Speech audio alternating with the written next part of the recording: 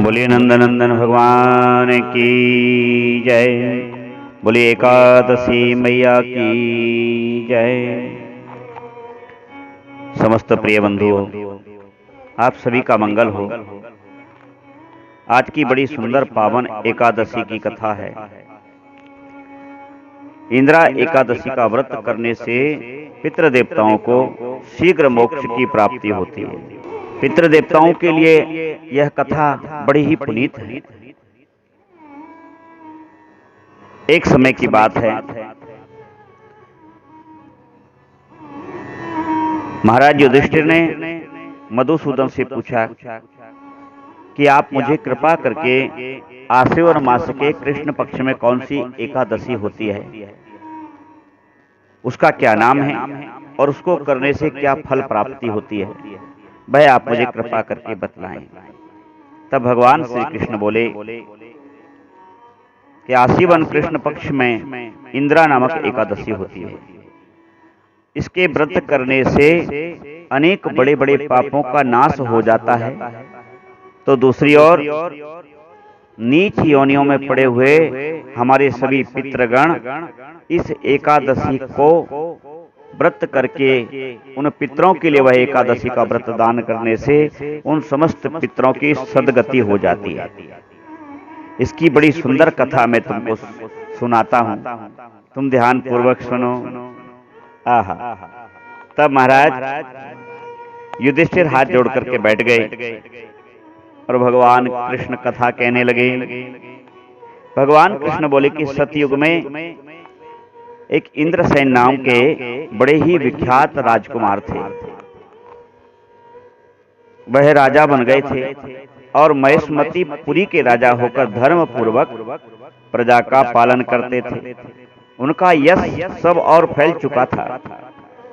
राजा इंद्रसेन ने भगवान विष्णु की भक्ति में तत्पर हो गोविंद के मोक्षदायक नामों का जप करते हुए समय व्यतीत करते थे।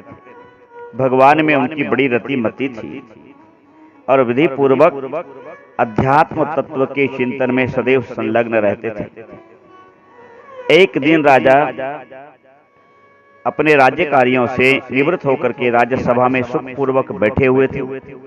इतने में ही देवर्षि नारद आकाश से उतरे और राजा के सामने पहुंच गए।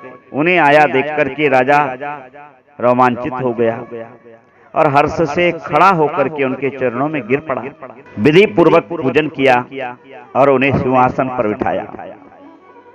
इसके बाद उनके पद प्रक्षाल करके और बड़े ही विनम्र भाव से विनती करने लगा कि हे मुनिश्रेष्ठ, आपकी कृपा यों ही नहीं होती। निश्चित रूप से मेरे पूर्व के पुण्य उदित हुए होंगे कि आपका मुझे दर्शन हुआ है। आज आपने मेरी इस राज्य सभा को, मेरे राज्य को, मेरी प्रजा को और मुझे और मेरे परिवार को धन्य कर दिया। किंतु हे देवर्षि, राजा होने के नाते पूछना मेरा कर्तव्य है कि किस कारण से आप पधारे। तब नारद जी ने कहा कि हे इंद्रश्रेष्ठ, मैं अवश्य कारण से ही आया हूं और तुम मेरी बात ध्यान से सुनो, क्योंकि यह बात तुमको आश्चर्य में डाल देगी। तब राजा हाथ जोड़ करके बोला कि प्रभु अवश्य कहिए। नारद जी कहने लगे, मैं ब्रह्मलोक से भ्रमण करता हुआ यमलोक गया। वहां एक श्रेष्ठ आसन पर बैठा और यमराज ने मेरी भक्ति पूर्वक पूजा की। उस समय यमराज की सभा में मैंने क्या देखा कि आपके पिता महाराज भी वहां पर व्रत भंग दोष के कारण आए हुए हैं। राजन, उन्होंने दुखी मन से मुझे संदेश वाहक बना करके भेजा है। उन्होंने संदेश दिया है, उसे तुम ध्यान से सुनो। उन्होंने कहा है कि हे बेटा, मैं पतित हो गया हूं, मेरा पतन हो गया है और मैं यमलोक पहुंच गया हूं। सो हे सुपुत्र, इंद्रा व्रत को करके उसका पुण्य दे करके तुम मुझे तत्काल स्वर्ग में भेजो। उनका यह संदेश लेकर मैं तुम्हारे पास आया हूं राजन। अब तुम अपने पिता को स्वर्ग लोक की प्राप्ति कराओ और उसके लिए तुम इंद्रा एकादशी का व्रत करो। तब तो राजा घोर आश्चर्य में पड़ते हुए भगवान नारद के चरण पकड़ करके बैठ गया। हे प्रभु, एक तो मैं इस बात से आश्चर्यचकित हूँ कि मेरे पिता यमलोक में हैं और अत्यंत दुखी भी हो गया हूँ, किंतु संत चरण जिसके हाथ में हों, गुरुजनों के चरण जिसके हाथों में हों, दिव्य योगी जनों के चरण मार्गदर्शक और विद्वानों के संग जिसका हो, उसका कष्ट बहुत शीघ्रता से समाप्त भी हो जाएगा। आप मुझे कृपा करके इंदिरा एकादशी का व्रत विधि विधान कैसे करना चाहिए, क्या क्या सामग्री लगती है, वह सब मुझे कृपा पूर्वक कहें, मैं अवश्य उस व्रत को करूंगा।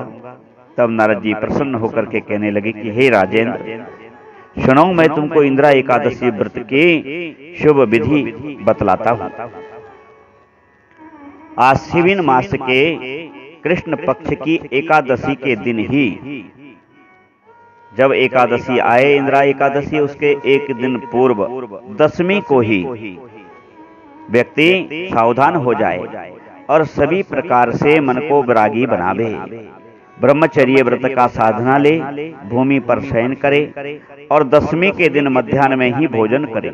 यदि शरीर में कोई रोग आदि हैं तो रात्रि में फल फलाहार आदि ले ले और फिर पुनः दूसरे दिन एकादशी को, एकादशी के दिन ब्रह्म मुहूर्त में उठे और उसके पश्चात दातुन इत्यादि करके स्नान करे। घर में ही स्नान करे तो गंगा जल डाल ले, गंगा जल यदि ना हो तो गंगा जी का स्मरण करे कि हे गंगा मैया, मेरे पितरों की कृपा, मेरे पितरों पर कृपा करने के लिए आप मेरे इस जल में पधार करके और मुझे कृतार्थ करो। फिर स्नान करते हुए गंगा जी का ध्यान करें और गंगा जी का ध्यान करते हुए हर हर गंगे बोलते हुए स्नान करें और स्नान के बाद उपवास का संकल्प ले और इस श्लोक का पाठ करें। श्लोक ये है, अध्यास्थित्वा निराहारा सर्वभोगै विवर्जितः स्वभोक्षे पुंडरीकाक्ष शरणं मे भव अच्युत। प्रार्थना करे, हे कमल नयन भगवान नारायण, आज मैं सब भोगों से अलग होकर के निराहार रह करके और द्वादशी में ही व्रत खोलूंगा। हे अच्युत, आप मुझे शरण दें और मेरे पितरों को तार दें, मेरे और मेरे पितरों के समस्त पाप समाप्त हो जावें। ऐसी प्रार्थना करके और फिर मध्याह्न काल में अपने पितरों की प्रसन्नता के लिए शालिग्राम जी के सामने विधि पूर्वक श्राद्ध करें। श्राद्ध करते समय शालिग्राम की प्रतिमा को अवश्य रख लेना चाहिए और शालिग्राम पर तुलसी पत्र चढ़ा करके उनका पंचोपचार से पूजन करके फिर अपने पिता माता, फिर पिता माँ जो भी है उनका श्राद्ध करना चाहिए। तो अपनी पितरों की प्रसन्नता के लिए शालिग्राम शिला के सन्मुख विधि पूर्वक श्राद्ध करे तथा ब्राह्मणों को दक्षिणा देकर उनका सत्कार करे, उन्हें भोजन करावे, पितरों को पिंड दे, पितरों को दिए हुए अन्नमय पिंड को सूंघ कर या तो गौ माता को खिला दे अथवा विद्वान पुरुषों को दे दे। फिर धूप दीप गंध आदि से भगवान ऋषिकेश का पूजन करके और फलाहार करे, नारायण का जप करता रहे दिन भर। श्रीमन्नारायण नारायण नारायण, ऐसे नारायण का जाप करे। ऋषिकेशाय नमः, नारायणाय नमः। और उसके पश्चात रात्रि में भगवान ऋषिकेश के लक्ष्मी नारायण के समीप जागरण करे, 1 पहर का करे, 2 पहर का करे। तत्पश्चात सवेरा होने पर द्वादशी के दिन भक्ति पूर्वक श्री हरि की ध्यान को, मूर्ति को ध्यान में बसाते हुए स्नान ध्यान करके सूर्य अर्घ करे और द्वादशी के दिन विप्रों के लिए सीधा सामान, भोजन, वस्त्र आदि का दान करें और साथ ही संकल्प करके लक्ष्मी नारायण के समीप कहे कि हे प्रभु, मैंने आपकी ये करुणामयी इंदिरा एकादशी का व्रत विधि पूर्वक श्रद्धा अनुसार किया। सो हे गोविंद, हे ऋषिकेश, यह व्रत का फल मैं आपके श्री चरणारविंदों में सौंप रहा हूँ। हे करुणानिधे, मेरे समस्त पित्र जो किसी भी लोक में पड़े हों, यमलोक में पड़े हों, नरक आदि में पड़े हों, उन सब को इस व्रत के पुण्य प्रभाव से आप उनको स्वर्ग देना, मुक्ति देना। यह व्रत मैं उनके प्रति समर्पित करता हूँ आपके चरणों में। ऐसा करना चाहिए। फिर बंधु बांधव ब्राह्मणों के सहित व्रत खोलना चाहिए और फिर तुलसी पत्र खा करके पितरों का और नारायण का धन्यवाद करते हुए उनका भजन करना चाहिए। ऐसा करने से समस्त पितर, किसी के भी राजन तुम्हारे ही क्यों, सबके पितर वैकुंठ को चले जाएंगे।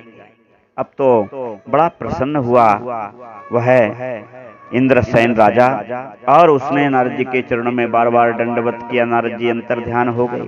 तब राजा ने वैसा ही किया जैसा देवर्षि नारद ने कहा था।